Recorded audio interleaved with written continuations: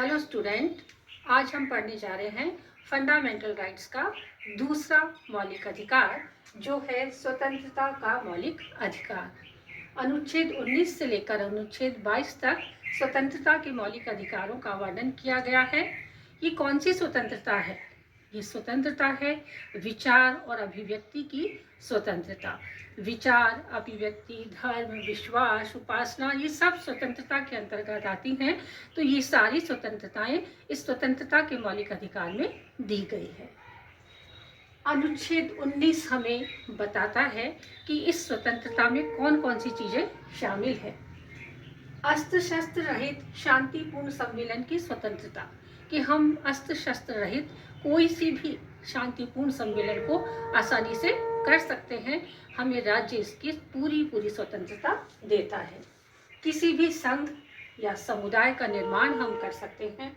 भारत में कहीं भी आबाद भ्रमण कर सकते हैं, कहीं भी आवागमन कर सकते हैं, कहीं भी हम निवास कर सकते हैं। इन सब चीज़ों की हमको स्वतंत्रता हम मौलिक अधिकार नंबर 19 हमको देता है। संपत्ति कमाने का और व्यवसाय करने की स्वतंत्रता भी अनुच्छेद 19 हमें देता है।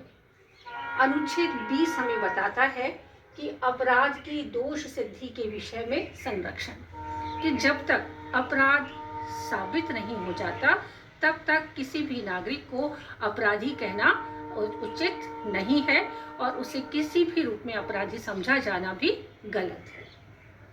अनुच्छेद 21 हमें बताता है कि व्यक्तिगत स्वतंत्रता व जीवन की स्वतंत्रता का अधिकार हमें पूर्ण रूप से दिया गया है।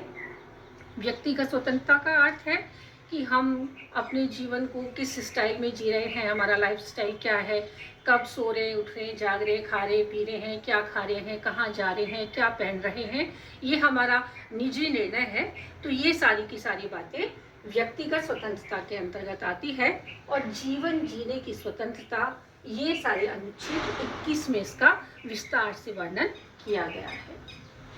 अनुच्छेद 22 हमें बताता है कि बिना कारण बताए अधिक देर तक बंदी बनाकर किसी भी नागरिक को नहीं रखा जा सकता, कि गिरफ्तारी का वारंट होना चाहिए और बिना कारण बताए तो गिरफ्तार भी नहीं कर सकते। तो बिना कारण बताए अधिक देर तक पुलिस भी किसी भी व्यक्ति को गिरफ्तार नहीं कर सकती या बंदी बनाकर नहीं रख सकती। तो ये सारे के सारे मौलिक अधिकार, स्वतंत्रता के मौलिक अधिकार हमारे जीवन में विशिष्ट महत्व रखते हैं और इसी की वजह से स्वतंत्रता का मौलिक अधिकार संविधान के द्वारा नागरिकों को प्रदान किया गया है।